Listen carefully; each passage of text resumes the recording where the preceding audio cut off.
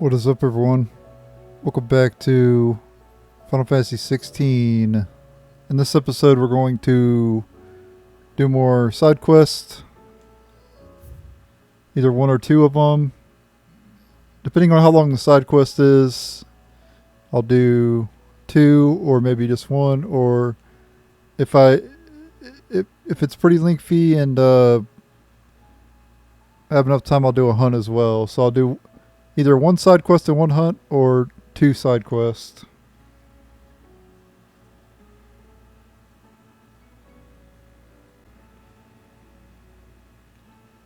Alright, the next side quest we're going to be doing is In Search of a Lost Tome.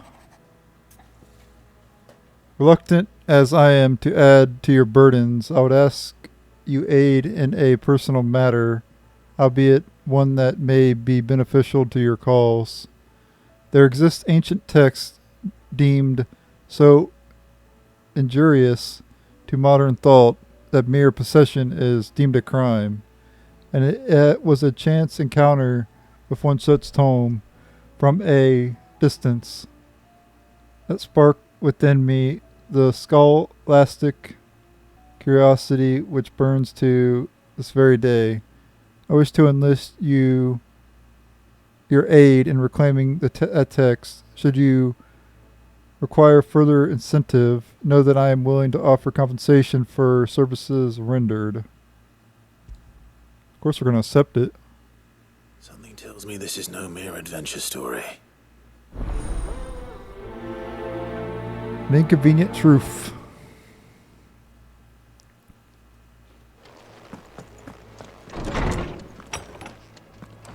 Go see Vivian.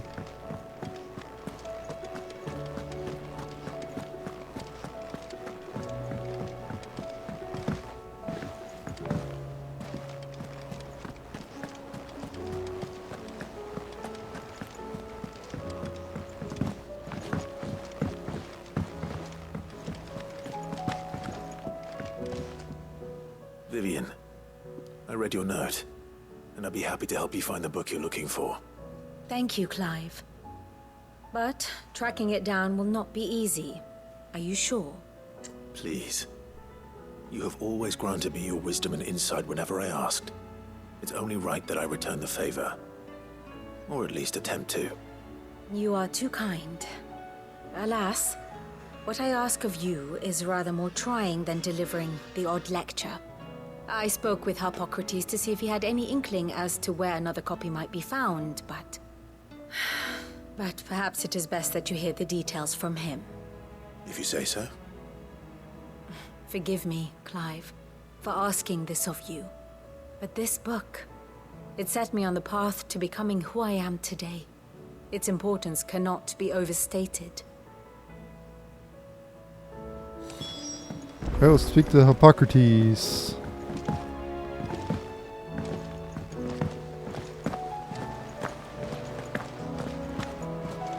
Man, Clive's got no jump, I swear. He can't jump for beans.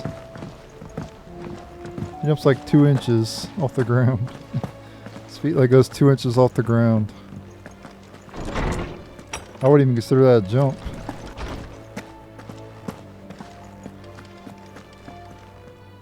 Ah, Clive, my boy.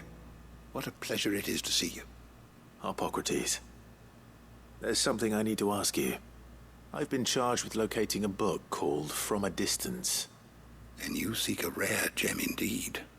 One whose name I had not thought to hear from your lips. You've been talking to Vivian. Right as always. But she didn't seem keen to tell me very much. I take it she didn't like what you had to say. And yet I gather it did naught to dissuade her. Clive, if the young professor has tasked you with obtaining a copy, I fear she asks the impossible. The executors would not allow it. The executors?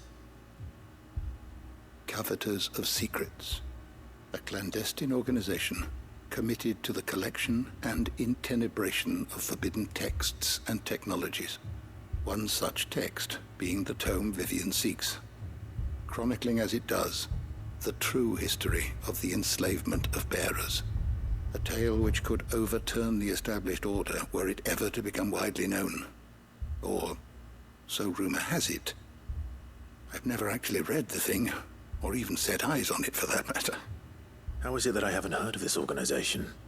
Why, secrecy is the Executor's watchword. They lurk in the shadows, emerging only to seize that which must be seized, be it books, inventions, or people, before disappearing again, leaving nary a trace. Which would explain why Vivian's copy was snatched from her grasp not long after she found it. By the hand of the Executors, yes. But what drives them? Self-interest or ideology? Fine question. Sadly, all that is known of the Executors can be recounted in a single breath. You may just as soon ask me of their origins, numbers, or the identities of their leaders. Any answer I give would be pure speculation. Then my hunt was doomed from the first. What was Vivian expecting? That I'd pluck it from thin air? Not from thin air, no. From ash. Rumors of the Executors are rife among the scholars of Storm, but rather less so across the Strait. I have a friend. Well, I had a friend in the village of Garnick, a collector of rare tomes, upon which subject we would oft correspond. Alas, I have heard naught from him since the skies fell dark. And no doubt he too has turned. But though he did not mention it by name, it is possible that a surviving copy of From a Distance yet rests upon one of his many shelves, quietly awaiting discovery. If you were, by some chance, able to save even a single book from the poor man's library, I know his soul would rest easier. Very well. When I next find myself in Waloed, I'll be sure to pay Garnick a visit.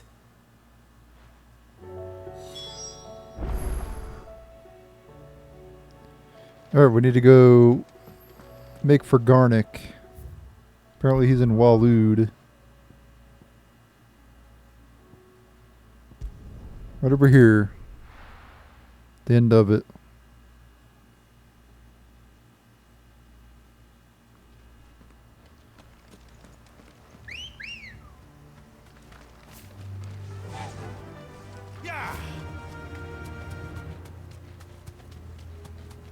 It's like a hunt there, though. I'm going to take down first. Be safe. Yep, we're taking down this hunt first.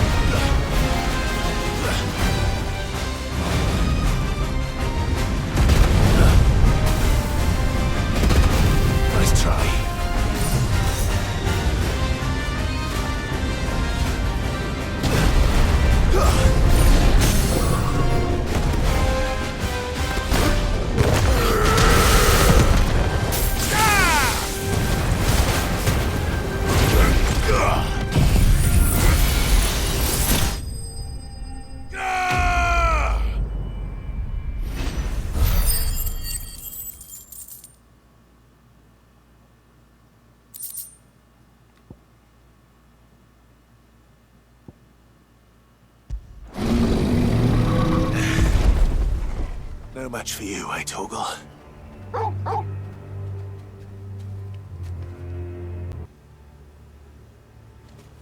Alright. Let's head to where the quest is at. Speak to Garnick.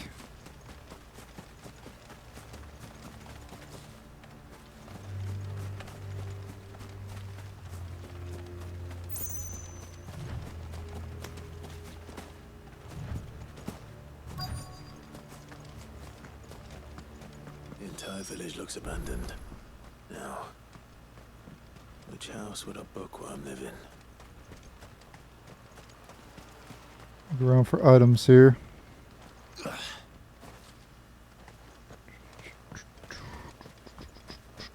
There's a shiny there, but looking for mainly coffers.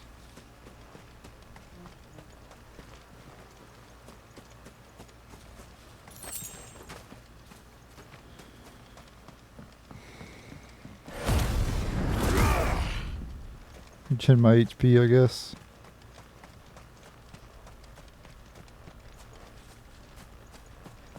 I need to waste a potion.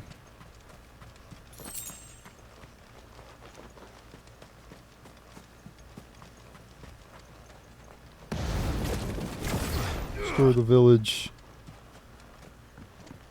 Pillage the village.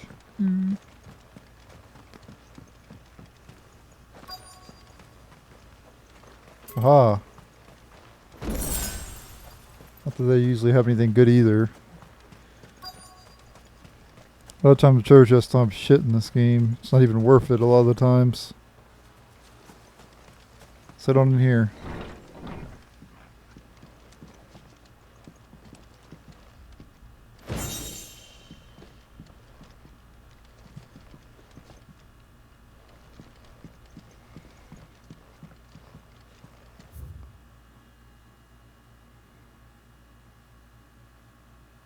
I'll leave it on the screen if you guys want to read it. Pause the video if you need to. I'm not reading all that. I read a lot of books in Starfield, and they're actually interesting. Not so much in this game.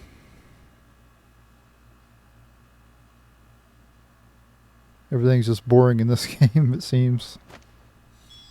This is it. But if what it says is true, I need to get this back to the hideaway. The Moogle.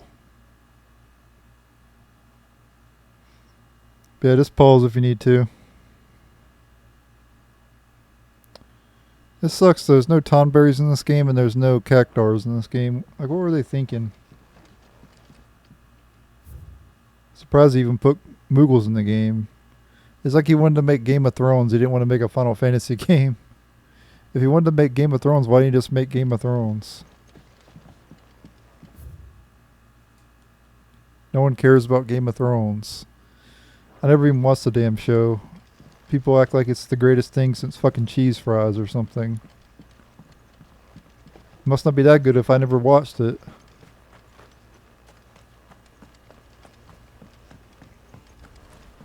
If it's so damn good, everybody would have watched it. Leaving so soon, stranger? We've been watching you. From a distance, so to speak. Subtle. I know who you are. Then we need not waste time on introductions. Hand me the book. Leave it in our care and return to your life. Your care? Do you mean to burn it, or bury it? That is not my decision to make.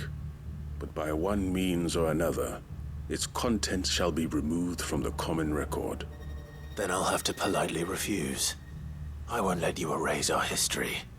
Then we find ourselves at an impasse. Very well. The book can just as easily be pried from your dead hand.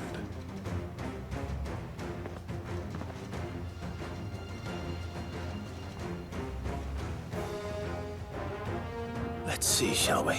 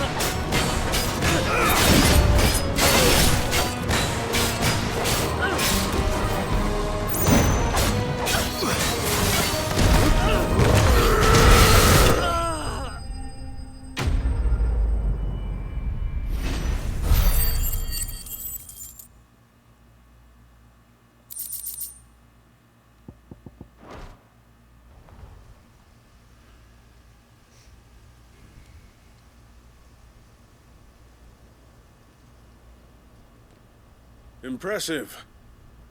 But we have other means. We shall claim the book yet. Why do you want it so badly anyway?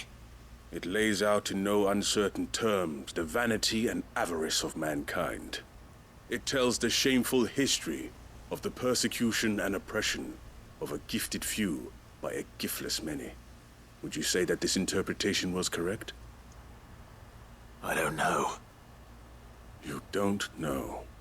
Your sword may be sharp, but your wits are dull. So let me answer for you. There is no correct interpretation of history. That a series of events took place may be proved beyond a doubt. But there can be no single, immutable explanation as to why they came to pass. It is a question of numbers and of belief. If enough people believe that a set of events occurred for a reason, that belief becomes the truth. So you're trying to control the truth? We are trying to protect people from themselves, from knowledge that would bring them naught but pain. That is all. You may keep the book, for now. The world is small. We shall meet again. Until then. Wait! Damn it. Let's get this back to Vivian. Perhaps she can explain what that was all about.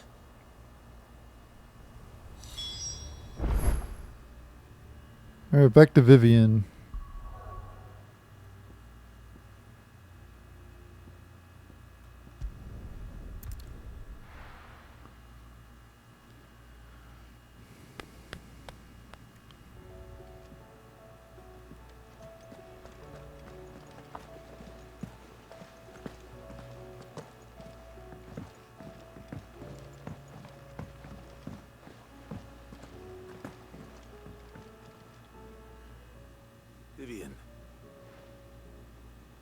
I found it.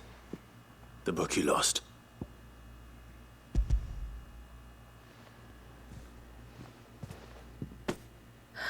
You found it. Thank you, Clive. Even though I asked this of you, I was not entirely sure it would be possible. I feared the executors had seized every copy. I met with one of these executors, and I convinced him to let me keep it. He told me something. That the truth is just a matter of collective belief. And that if enough people believe a lie, that lie becomes the truth. It does. But it also means that the truth is not immutable. That it can be changed. Provided that those who wish to change it can convince enough people that their perspective is the correct one. As the sad history of the bearers proves. You said that the book inspired you to become a scholar. It did. Or its author, rather. She was a heretic, you see. A firebrand and a dissenter. A gallows stood ready for her in every corner of the realm. And by shunning society, or perhaps being shunned by it, she stumbled upon a truth so potent that an entire realm trembled at the prospect of its utterance. I, too, have always felt somehow set apart from the world of men. A stranger to my own species. She taught me that my solitude was not a curse, but a gift. And that, though my journey to the truth might be a lonely one, what I found at my destination would be more than worth the cost. Do you still feel that way? That you're not one of us? Honestly, I'm not entirely sure anymore. Since coming to the hideaway, I find my thinking somewhat clouded. Perhaps the result of studying mankind from a rather closer perspective than I had intended. But the more I study, the more I find value in this perspective. In looking not from the outside, but from within. So if you'll permit me, I'd like to continue my work here. Remember, Clive, when enough people believe, belief begets truth. Give the men and women of this benighted world the gift of truth. Make them believe in you, as I do. I'll try, Vivian. I'll try.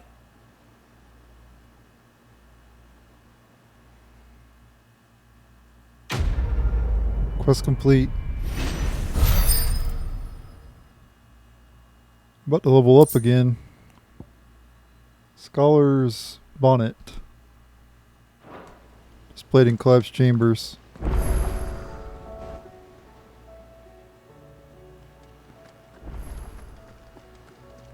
Oh, we got new hunts available. I guess after completing that last hunt. 5, 10, 15, 20, 25. So we got 30 hunts available. There's 32 hunts altogether. We'll go do this one here. Titans Awakened Dalmekia. Okay. Usher of the Underworld. Okay.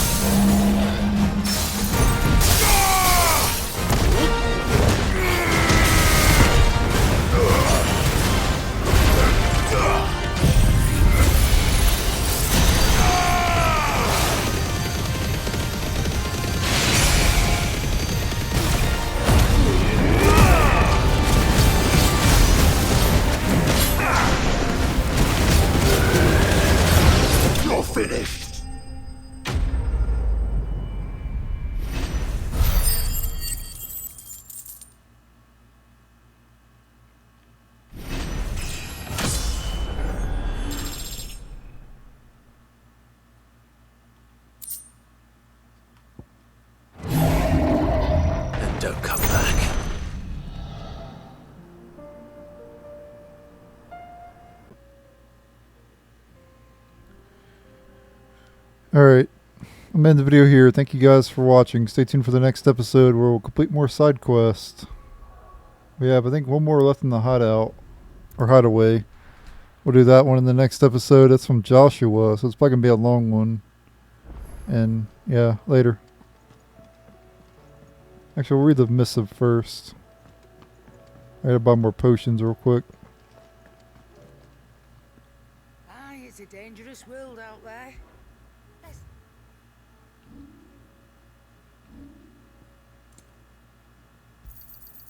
You're rubbing me blind, you know. It'd better all be here. You're rubbing me blind, you know. It'd better all be here. Finished, are you?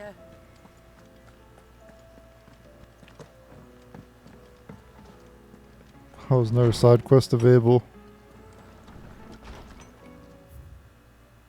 That's what I always wanted, to unlock more of them.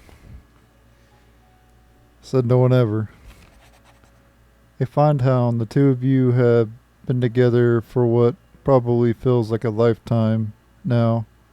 But there is still a lot you have to learn about that hound of yours, eh? He'd step in front of a bloody, raging behemoth if it meant protecting you.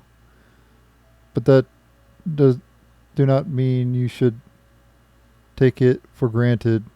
At the end of the day, he's a hound, and sometimes he just wants someone to pat his head and rub his belly and give him a handful of kupo nuts. You'd do good to remember that. Whole again. It occurs to me that a single word of thanks does not nearly suffice to express my gratitude for reuniting me with from a dark distance. The tome made me who I am today, and yet I thought that I should never set eyes upon it again, that those who took it from me had forever robbed me of a part of myself. But now I am whole again, thanks to you. I regret that I can only fill in the gaps in your knowledge and not the holes in your soul, for which reason I shall ever be in your debt, Vivian. Alright, thanks for watching. Later.